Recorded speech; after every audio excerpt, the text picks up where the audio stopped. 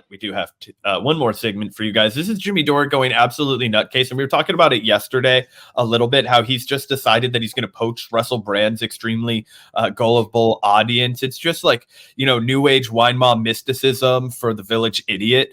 He's like, oh, I'm giving up smoke. Also, fun fact update, we fell for this too, but it was all an ad from Snoop Dogg. That dude's still smoking out here, keeping the dream alive for stoners everywhere.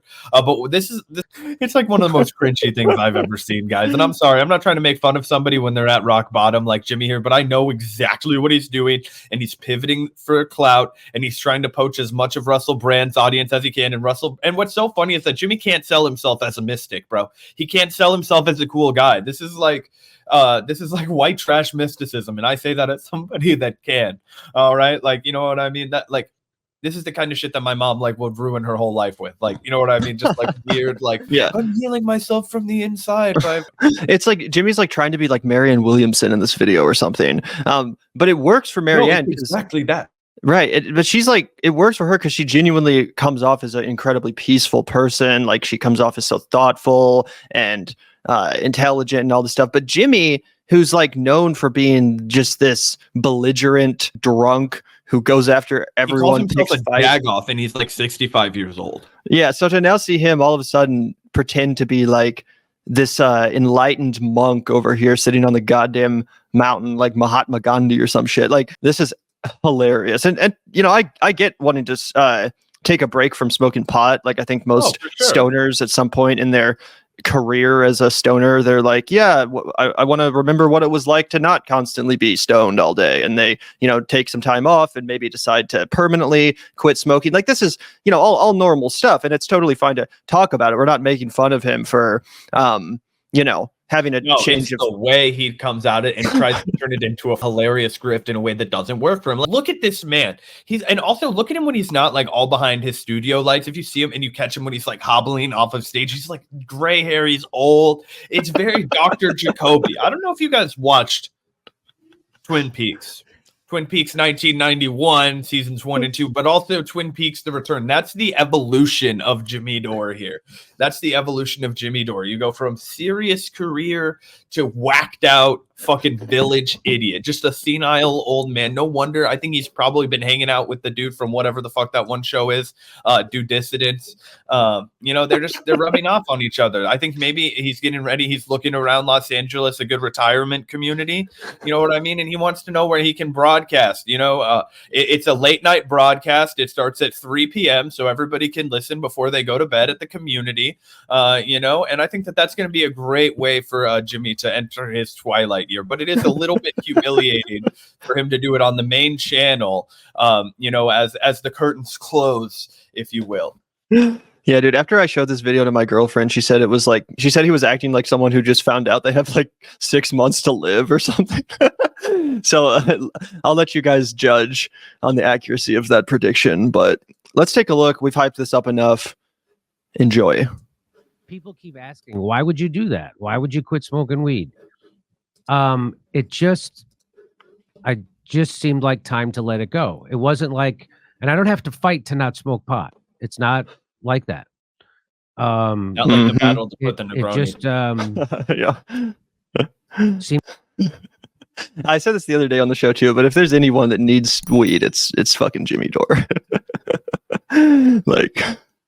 That's not time. That's not a nice thing to say about somebody entering recovery. Yeah, I hope he's not listening. I wish you the best of luck, Jimmy. But go and I've been doing this Carl Jung thing for the last 4 years intensively.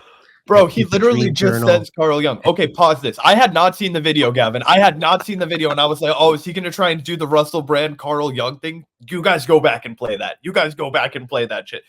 Oh my gosh. This is my first time watching this, but I already know that. Oh, it only gets worse. Yeah, it only gets worse. Hilarious. This is they used to do an old bit on the radio show where we grew up where they would just play the background of whatever the #1 country song on the Country Music Awards charts was, and the guy would try and make up a fake song as it goes along, and they would see how close he gets. This is how predictable Jimmy Dore is. He's as he's as predictable as Nashville country music.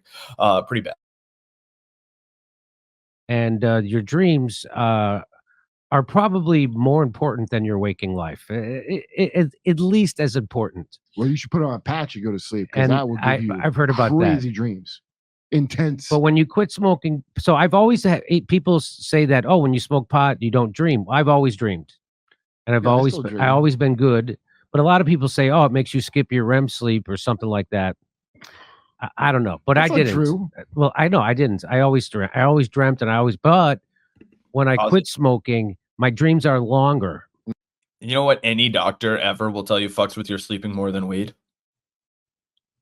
Booze. You can't dream when you're drunk. So, or it severely impacts your dreaming and your REM cycling. So I hope for Jimmy's sake that he's like straight up sober. But anyway.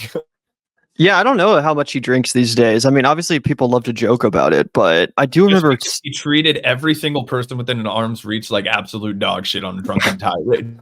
Yeah. I honestly don't know about how much he drinks these days, but yeah, who knows? That's all. Like my dreams are more complex. It seems like I have 4 or 5 dreams in one dream. Yes. Right. And so, and they're all very important. I'll just give you an example of,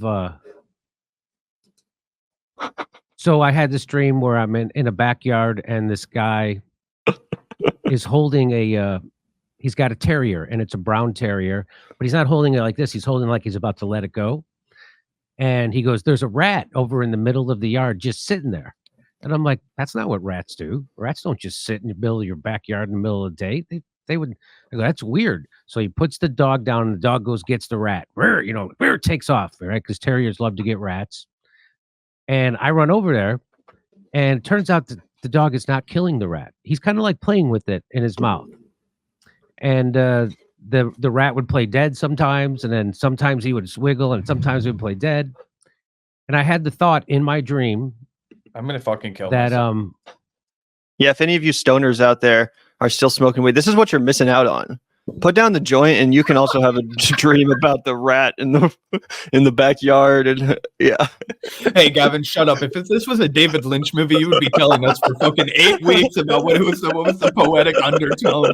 You'd be like, no, dude, it's not that. It's like, actually the rat is a metaphor for America after the invention of the nuclear bomb. And I'll be like, oh, that's really interesting. It's like, that's why you have to be really talented as an artist if you're going to be a surrealist, because unless you're really have a really interesting perspective and you're quite talented, no one wants to hear about your fucking dreams. Like, no one wants to hear about you telling them about your dream from last night. It's just one of those cliches. It's like a faux pas, Oh God, my friend is rattling off some fucking 5-hour long dream he had. You know what I'm saying? That's the vibes I'm getting from this. Oh yeah, dude, this is giving like I'm not in my head, but I'm not paying attention to what the fuck you're saying energy. Like, yeah, like the worst customer that sits down at the bar. Like, oh God, like I have this one guy, he comes in and he's from Scotland.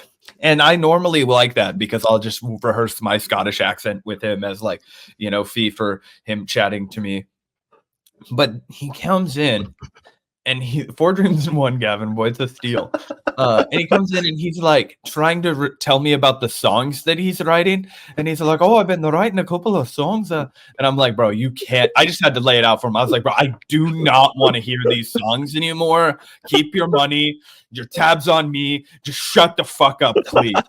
And now whenever he comes, he sits at Sammy's well. I'm like, yeah, you could be her fucking problem. Tell her all the songs that you've fucking written, but I can't handle that shit. That's what I'd be telling Jimmy Dore if he was fucking ordering Negronis in front of me. I'd be like, hey man, listen, call your mother or something, but shut the fuck up. Don't tell me. And that's not even him live on an audience where he has unfortunately amassed like 1 million subscribers. I'm like, this is the level of delusion going on up here. This is narcissistic personality disorder at a late stage. Yep. Hey, why is it okay for me to cheer on this dog killing a rat when the rat is a mammal? Moralizing. The rat has imagination. I know this, and probably emotions, just like a dog. And so, why is it okay? Why would I hate the rat and like the dog? Because I love dogs. You ever have a rat infestation? Because I can tell you why. I know. So, but in my dream, this is what I'm thinking, right? And so the interpretation of that, it's like the first time he's ever thought deeply about empathy or any of these concepts. It's like, yeah, bro, I had been a vegetarian since he was 14, bro. Like, is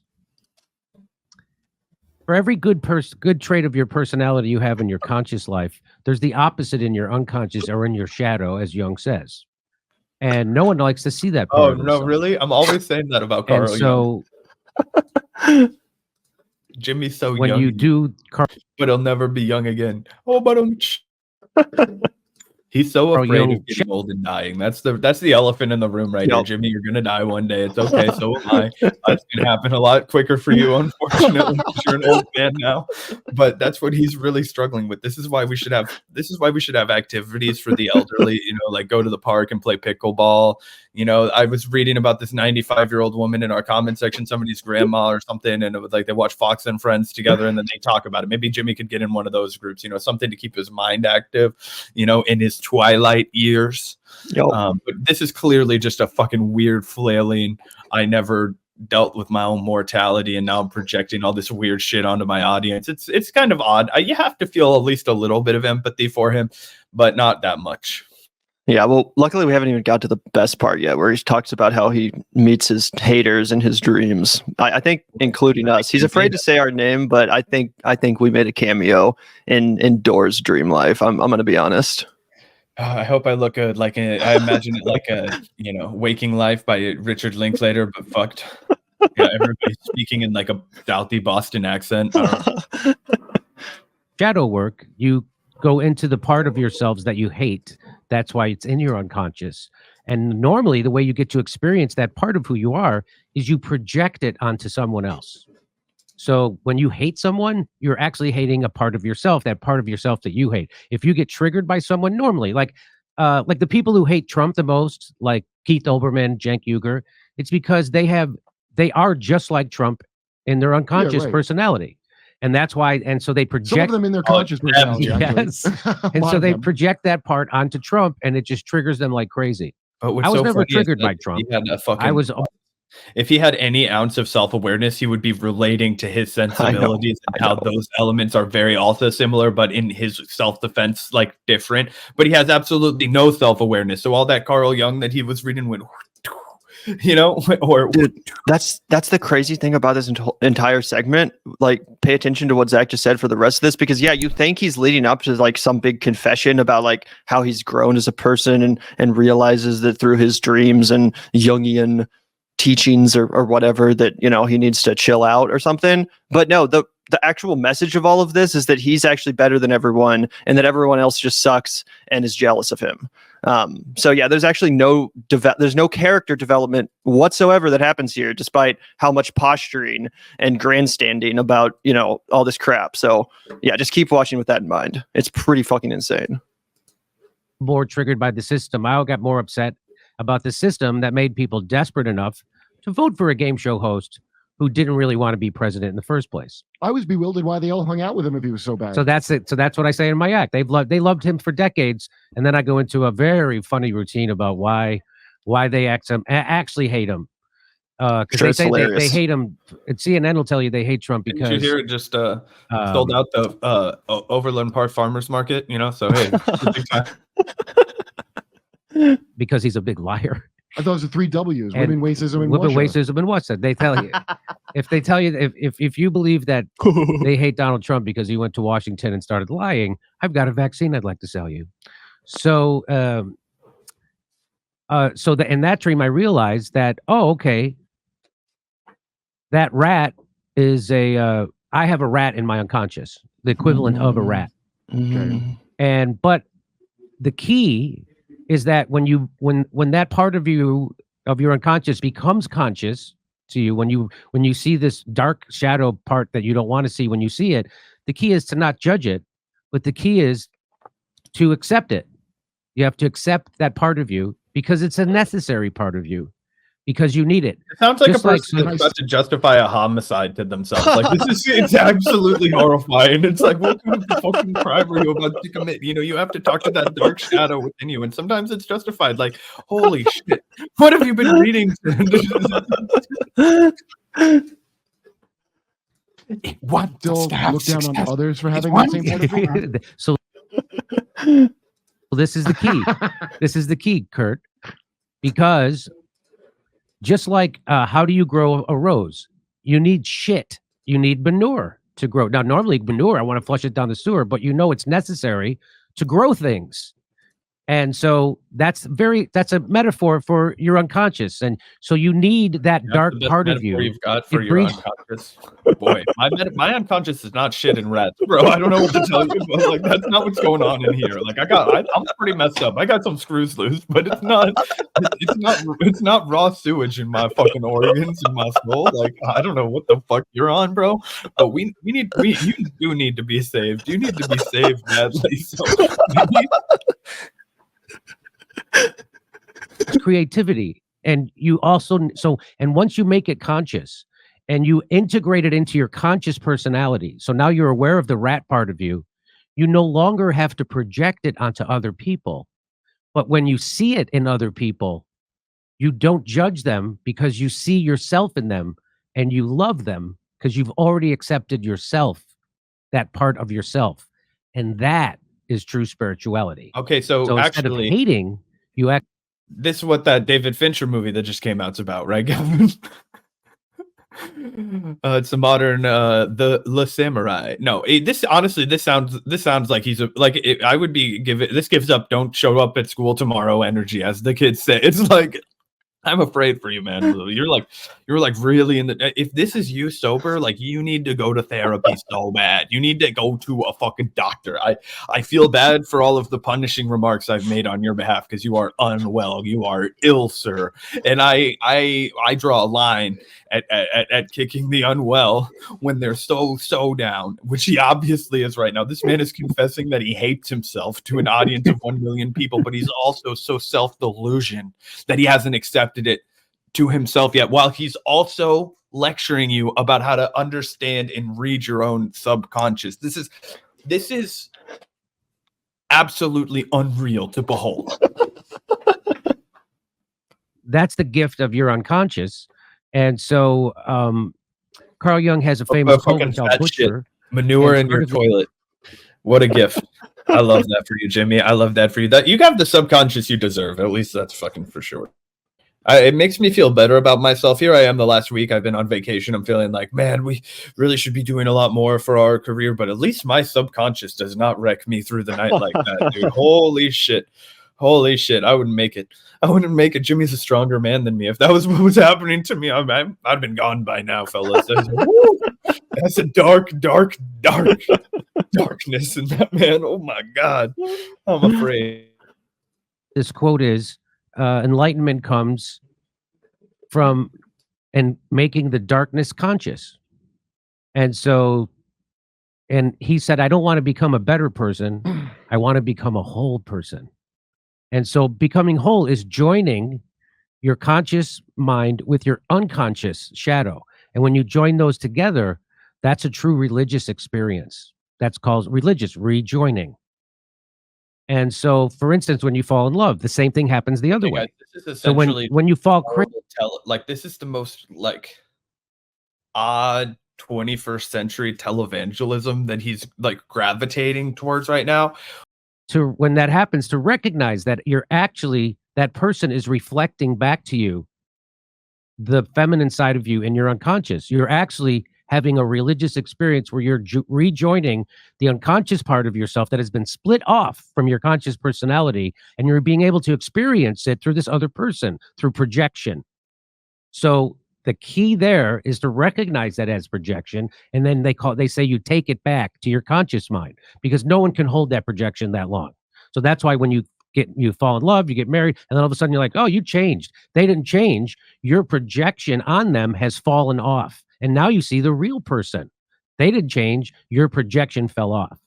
And so the key is to, instead of then just going and reprojecting it on another person, the key is to recognize that and then integrate that into your conscious mind. So you know, and then you're in touch with your feminine side in your conscious mind, and you become more whole instead of split off. And Carl Jung calls it carrying the opposites. So we live in a world of opposites, hot and cold, dark, light, all that stuff. And the key... This is like a fucking baby's understanding of the world.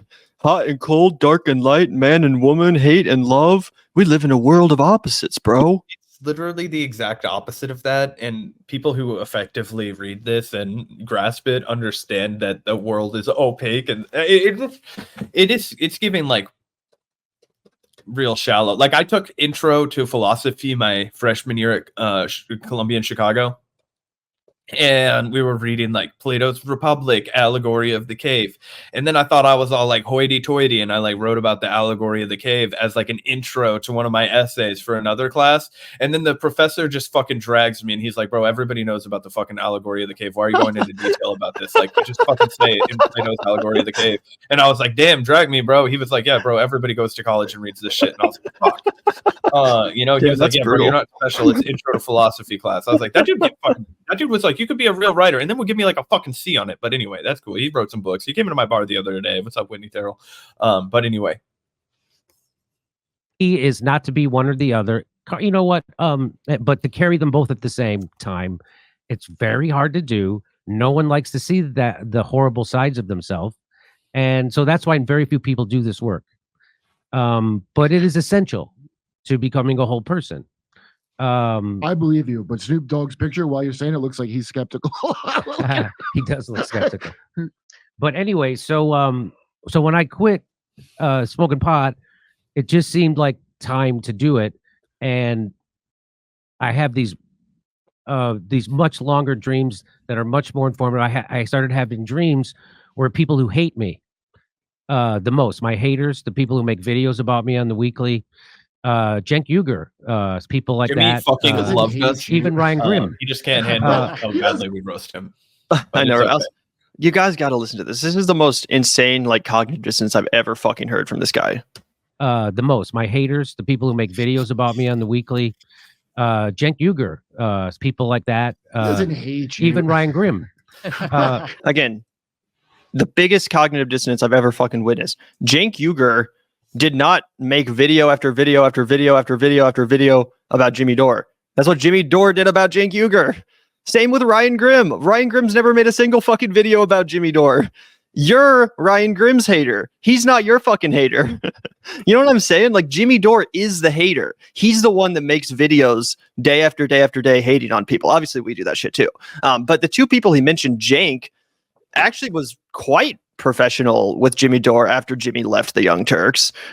For a long time, Cenk tried to stay on good terms, and it wasn't after Jimmy made like a batch of videos going after TYT that, TYT finally started punching back.